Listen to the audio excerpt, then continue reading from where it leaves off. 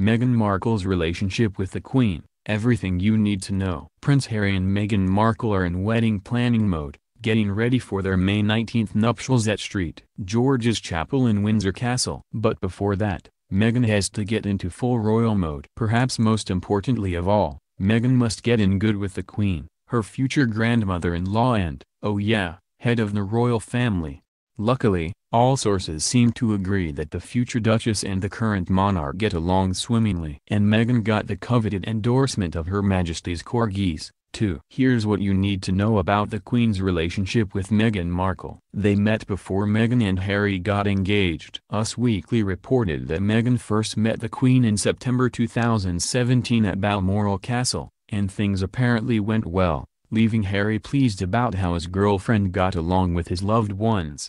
And it turns out that was the first of several meetings. In the couple's big post-engagement interview, Meghan said she had met the Queen a couple of times and Harry had prepared her for what the meeting would be like. It's incredible. I think to be able to meet her through his lens, not just with his honor and respect for her as the monarch but the love that he has for her as his grandmother, all of those layers have been so important for me. She added, "When I met her I had such a deep understanding and, of course, incredible respect for being able to have that time with her, and she's an incredible woman." The Queen's corgis love her. Also in the post-engagement interview, Prince Harry noted that the Queen's beloved corgis have never liked him, but they love his fiancée. The corgis took to you straight away. "For the last 33 years, I've been barked at, and this one walks in, absolutely nothing, just wagging tails," Harry joked. "Just laying on my feet during tea, it was very sweet," Meghan said. And it makes sense,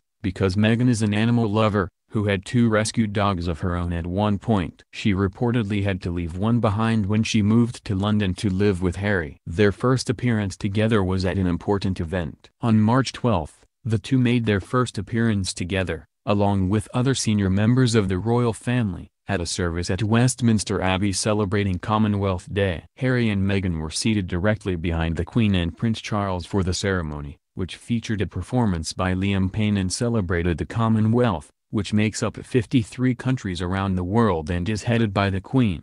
She gave Meghan the ultimate blessing, and no, there was no shade. In March, the Queen gave her official approval for Meghan and Harry to get married. "My lords, I declare my consent to a contract of matrimony between my most dearly beloved grandson Prince Henry Charles Albert David of Wales and Rachel Meghan Markle, which consent I am causing to be signified under the Great Seal and to be entered in the books of the Privy Council." Some people suggested that this was less enthusiastic than the Queen's announcement about Kate Middleton, in which she called her trusty and well-beloved. But that was in a separate document, and the announcements for both princes were actually extremely similar. They reportedly discussed flower arrangements. Vanity Fair reported that Meghan has been meeting with the monarch to talk about the particulars of planning a royal wedding, including flower arrangements. "She is very hands-on with everything," a source told the magazine of Markle. She met with the Queen who wanted to talk through some ideas for flowers and introduced her to some of her events staff. Meghan is taking everything on board,